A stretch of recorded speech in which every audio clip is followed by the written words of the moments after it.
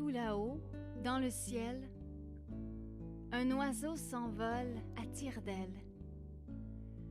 Autour de lui, tout est bleu.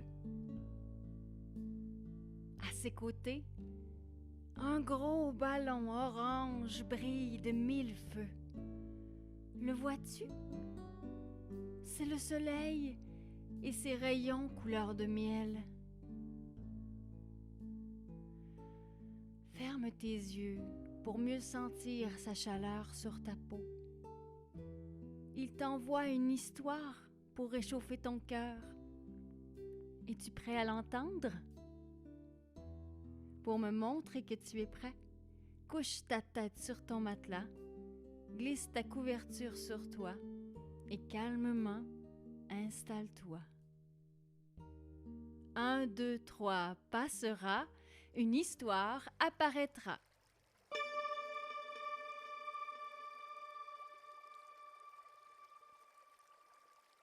Mon histoire se passe en plein cœur de l'été, au bord de la rivière où les cigales et les crapauds aiment chanter. L'été, c'est la saison préférée de Zoé. Avec ses longs cheveux tressés, Zoé adore manger des fraises et se baigner. Aujourd'hui, elle a mis son gilet rayé, pris sa canne à pêche et est partie à la rivière avec son père et son grand-père. Son père ouvre la marche. Avec sa veste et sa casquette blanche et bleue, il ressemble à un capitaine de bateau. Zoé le suit, en compagnie de grand-papa Henri. Ensemble, les 3 aventuriers passent le pont à l'entrée du village et suivent le sentier qui mène au vieux moulin. Zoé adore cet endroit. Il y a de grosses roches plates et une chute qui fait des gros remous. Un peu plus loin, il y a même un bassin assez profond pour se baigner. Mais aujourd'hui, Zoé est venue pour pêcher. Aidée par son père, elle accroche son verre à l'hameçon et lance sa ligne à l'eau. Zoé s'assoit ensuite sur une roche et attend. 1 minute, 2 minutes, 10 minutes, toujours aucun poisson. Il ne faut pas être pressé quand on vient pêcher. Tout à coup, elle sent quelque chose au bout de sa ligne. Elle tourne le moulinet tout excitée et remonte sa ligne. Mais sa joie disparaît vite quand, au bout du fil, n'apparaissent qu'une vieille branche et un bout d'écorce entortillée. En plus, il n'y a plus aucun verre au bout de l'hameçon. « Ce n'est pas grave, » lui dit son père. « Je vais aller chercher des vers dans le boisé. » Pendant que son père s'éloigne, Zoé s'assoit avec papy. « Grand-papa, hein? » lui demande-t-elle. « Est-ce que tu venais ici quand tu étais petit? »« Oh oui, » répond Henri. « Avec mes amis, on venait tous les jours jouer par ici. On pêchait des poissons, on cueillait des fraises, on inventait toutes sortes d'histoires. On avait beaucoup d'imagination, tu sais.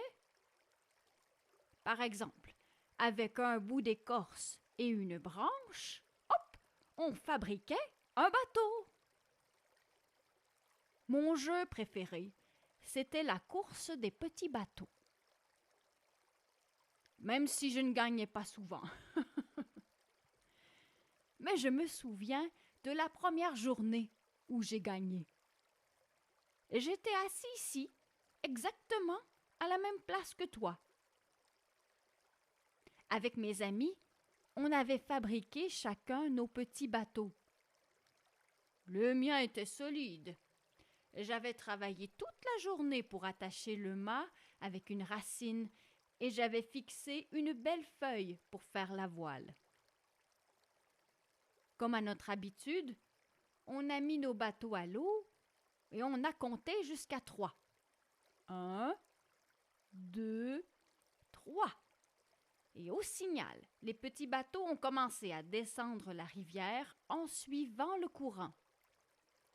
Le mien était deuxième, juste derrière celui d'Antoine. J'étais tout excitée. J'avais peut-être une chance de gagner. Mais Antoine, qui gagnait toujours, était déjà sûr de sa victoire. Il faisait le fanfaron. Quand tout à coup, plouf, un oiseau a surgi dans les airs et a plongé sur son bateau. C'était un martin pêcheur. Je ne sais pas si l'oiseau a pris le bateau d'Antoine pour un poisson, mais il s'est envolé avec le petit navire dans son bec. Antoine était rouge de colère. Il a dit des gros mots à l'oiseau, puis nous a tourné le dos pour bouder. Heureusement, un de nos amis est allé lui cueillir des fraises pour le consoler. Un autre est sauté dans la rivière en criant comme Tarzan pour le faire rire. Et Antoine a vite retrouvé sa bonne humeur. Et bientôt, tout le monde s'est mis à patauger dans l'eau, comme si de rien n'était. Et c'est comme ça que j'ai gagné ma première course. Papy sourit et propose à Zoé de lui montrer comment fabriquer un bateau. Zoé écoute les explications de son grand-père et bientôt, la vieille branche et le bout d'écorce qu'elle avait pêché se trouvent métamorphosés en un joli petit navire. Quand son père réapparaît à l'orée du bois, la fillette est toute fière de lui montrer son nouveau jouet. « Regarde, papa, on a fait un bateau! Et toi, as-tu trouvé des vers de terre? » demande la fillette à son père.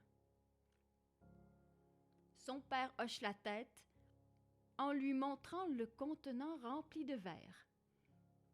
Mais dans son autre main, il tient un autre petit panier. Celui-ci est rempli à ras-bord de belles fraises des champs, bien rouges et bien mûres. Sous le soleil chaud du midi, toute la famille s'installe sur la roche plate pour pique-niquer. Au-dessus de leur tête, le bleu du ciel s'étire à perte de vue.